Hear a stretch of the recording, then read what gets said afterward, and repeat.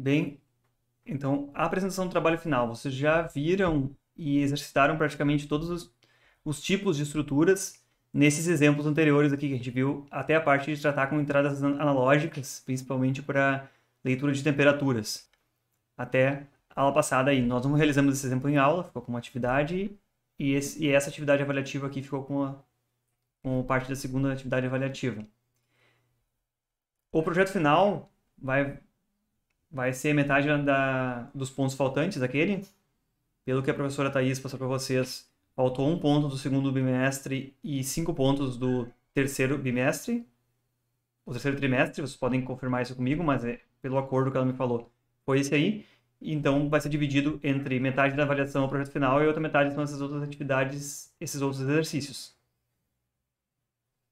Como projeto final, o que eu vou pedir para vocês é, se vocês têm propostas e problemas de automação que possam interessar vocês a implementar, esse problema solucionado por meio do controle por um CLP, eu já vi problemas aí solucionados do tipo controle de um portão, controle de acesso ao local, até mesmo esse exemplo que nós vimos lá do contador, que era o controle de acesso ao local, mas com mais variáveis incluindo, é uma proposta razoável. E o que eu vou pedir como apresentação do projeto final? Quem quiser realizar em duplas, pode fazer em duplas, se preferir. É bom sempre ter alguém para discutir, até mesmo como a gente já conversou nas outras aulas anteriores aí. Eu acho que o Joshua e o Rafael também estavam conversando sobre isso aí, eu acho que o Anthony também. É melhor fazer realmente em grupo, facilita a discussão do problema. E isso é certo, né? Não é nenhum problema. Como resultado final, o que eu quero de vocês é que a gente se reúna de forma síncrona e por 5 minutos vocês me apresentem qual foi o problema resolvido e como foi resolvido. E aí a gente faz a simulação desse problema ali na hora e eu faço algumas perguntas sobre como vocês implementaram aquela solução. As aulas anteriores a gente já resolveu algumas coisas junto aí. A gente já fez alguns problemas, acho que foi o Rafael apresentou uma solução que ele tinha, a gente já deu uns palpites e fiz umas perguntas. Vai ser nesse estilo, assim, vai ser simplesmente vocês vão me apresentar, vão me explicar o que e como são ligados os periféricos. Lembra os periféricos, os sensores, os atuadores, as entradas analógicas, digitais, o que vocês pretendem ligar no CLP em quais portas para resolver esse problema. E vocês me mostrem, então, a simulação do programa LEDER que resolve aquele problema de vocês. Para isso, primeiro eu vou pedir para vocês uma descrição curta de qual o problema que vai ser resolvido, até para avaliar, né, se é razoável, se é um problema digno de uma proposta de trabalho final, mas eu não vou pedir algo muito complexo. Podem ser aí coisas simples, mas que estejam bem apresentadas. Por que eu vou pedir que seja uma apresentação síncrona? Justamente para poder fazer perguntas aos dois participantes, provavelmente vocês vão querer fazer em duplas aí, e ver realmente que cada um dominou. Isso aqui não traz necessidade de fazer uma prova depois. E como essa apresentação vai ser síncrona em um horário marcado com cada dupla, ou individualmente, não tem problema. Não precisa ficar gravado, não precisa os outros colegas saberem, a gente conversa individualmente aí. Não vai ser uma prova oral, para você resolver na hora. Vai ser simplesmente a apresentação do trabalho e tirar dúvidas sobre o trabalho. Então, se vocês quiserem, vai ter uma proposta a seguir aqui, de problema para se solucionar. Que é um problema que efetivamente uma pessoa que eu conheço tem esse problema e me perguntou já sobre possíveis soluções. Não quero usar esse problema de vocês aqui especificamente, mas daqui a pouco eu posso apresentar as soluções e conforme foi sugerido, e ele pode até, talvez, sugerir uma vaga de estágio para alguém. Não estou prometendo isso, eu estou sugerindo que esse é um problema prático, que realmente existe dessa proposta aqui, que é, como projeto final, um problema real que existe é a automação para hidroponia. Deixo claro desde aqui, não é obrigatório seguir essa proposta, mas essa proposta eu já descrevi em detalhes o que vai se precisar para implementar ela. O problema já está bem descrito e o que vai ser necessário para solucionar o problema já está a um passo adiantado. Quem quiser apresentar outras propostas e problemas que vocês tenham interesse em resolver, apresente outras propostas. Quanto à hidroponia, a gente sabe que os vegetais cultivados em hidroponia aí têm um valor agregado bastante alto, eles podem ser cultivados ao longo de todo o ano, porque eles são em estufas fechadas, eles não são tão suscetíveis a questões meteorológicas e têm uma produtividade boa, mas eles são sensíveis à concentração dos alimentos, dos sais que são dissolvidos na água que é fornecida na hidroponia. E, geralmente a gente vê a hidroponia em estufas, como a gente enxerga na foto de baixo, e as raízes das plantas realmente crescem dentro de canais de água, que são esses canos brancos que a gente vê horizontais aqui. Esses canos eles têm um leve caimento, porque a água circula ali por dentro. Então existem bombas d'água que levam a água até o ponto mais alto de cada uma dessas bancadas, e a água circula ao longo aí, levando água nova e novos sais para alimentar essas plantas que vão crescer ali dentro. Tem uma série de vantagens ao cultivo de vegetais nesse modelo.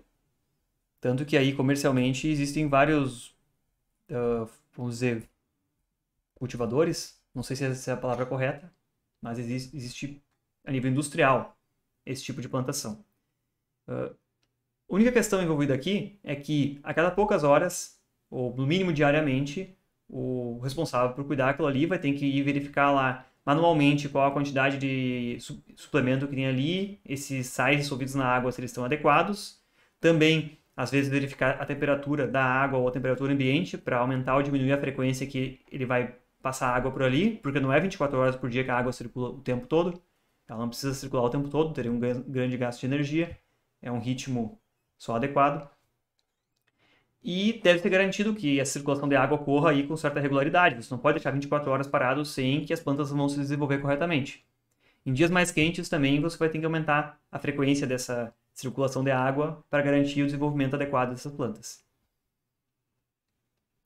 Vocês já conhecem uma estufa de hidroponia desse tipo? Já estiveram dentro de alguma delas?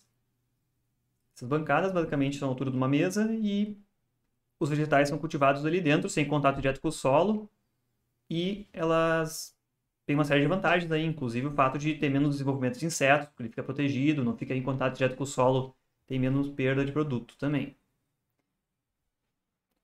A sugestão que aborda esse problema envolveria controlar a ativação de um circuito elétrico que faz a circulação de água, que é uma bomba elétrica, controlar um alimentador, eu chamei de alimentador aqui, mas podem ter outros nomes, que é um dispositivo desse tipo aqui em cima, que a gente vê aqui, que através de um eixo helicoidal aí, ele libera de forma fracionada esses sais e uma quantidade controlada para que esses sais estejam misturados na água quando for necessário. Ele controla também um motor especificamente para bombear a água para que seja feita a dissolução desses sais dentro da água. E uma quarta saída, que é simplesmente uma luz indicando advertência quando for necessário algum operador vir ali verificar alguma condição ambiental que não esteja correta. Então isso aqui é o que a gente tem que controlar. Circulação da água em intervalos regulares. Quando eu vou adicionar mais alimento, eu chamei disso, mas quando eu vou adicionar mais sais à água, quando eu vou ativar para dissolver esses sais, e quando pode necessitar a intervenção de um operador ou de alguém que cuide. Para que não precise o tempo todo ter alguém monitorando o sistema, ele vai indicar quando for necessário alguém ir lá intervir. A entrada I1 não é usada porque ela é compartilhada com a entrada analógica I3, então ela vai ficar livre. Ela vai ser usada como entrada analógica, como a gente viu lá, a entrada analógica I3 está compartilhada com a entrada I1. E a entrada analógica I3 vai ter um sensor de condutividade da água, que é um sensor que vai medir uma tensão. A entrada analógica I1 vai medir a temperatura da água, que tem uma condição que ela tem que ser indicada. A entrada analógica I2 tem o sensor de temperatura do ar, que vai determinar com qual frequência eu vou ter que acionar a circulação de água.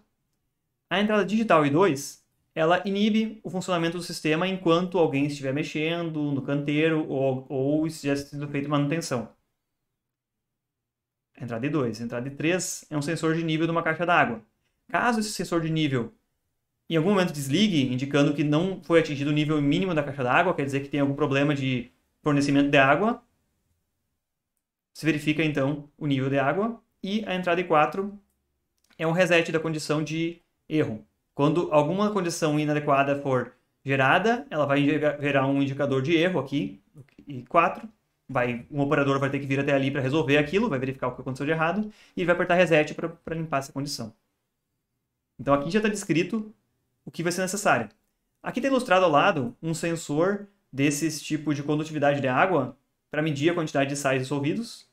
é medido através da condutividade elétrica da água, mas isso vai ser implementado diretamente aqui por meio de uma entrada analógica, uma medida direta de tensão, resultante dessa condutividade.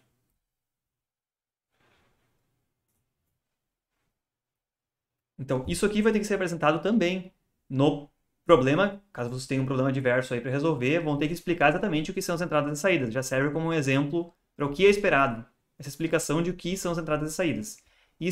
E, por último, existe uma lista de requisitos o que vai ter que ser feito em relação àquelas entradas e saídas. Então, aqui eu listei simplesmente o que é ligado em cada entrada e saída, e aqui eu listo como tem que estar relacionados aqueles estímulos.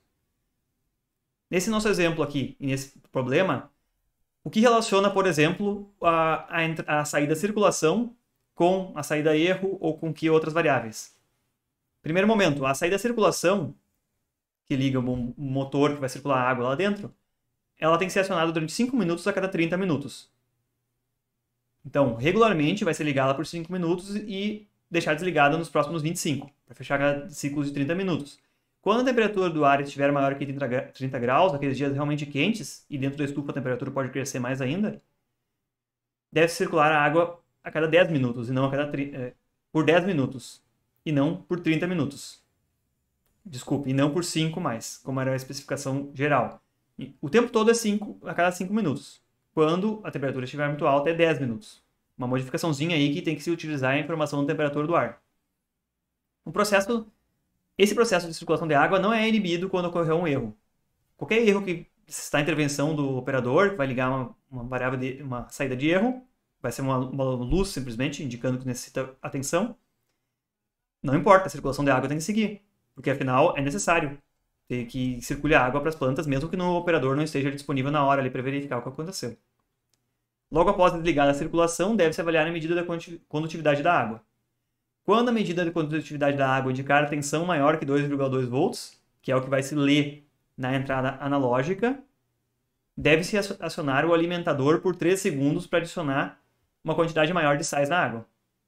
E depois disso, por 10 minutos, deve-se inibir o funcionamento do alimentador, para que não ocorra de você verificar quanto quantidade de alimento que tem na água, adicionar mais alimento.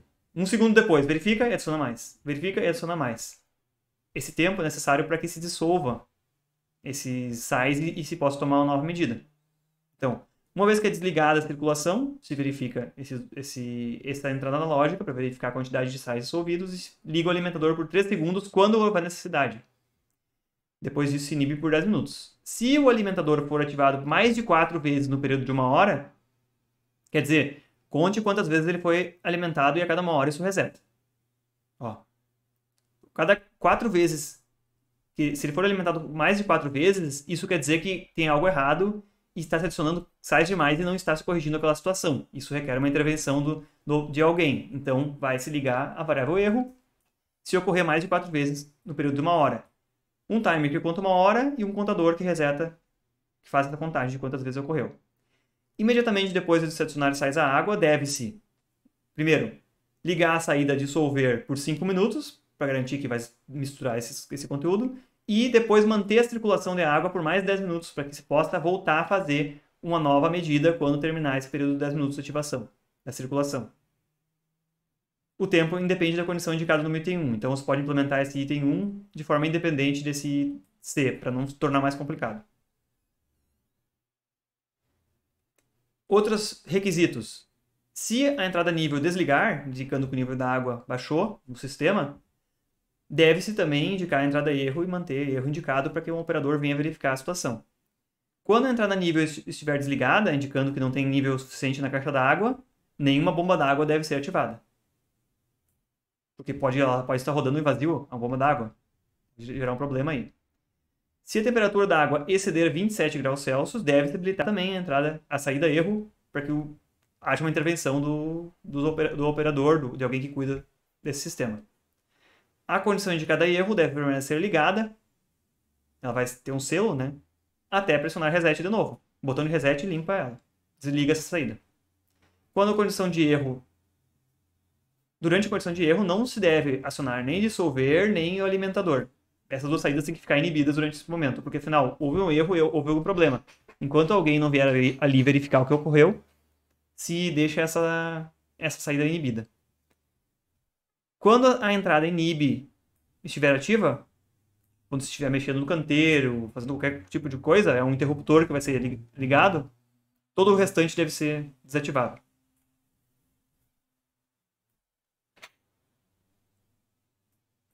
Bom, aqui eu apresentei, nesses 3 slides, uma sugestão de problema a ser resolvido.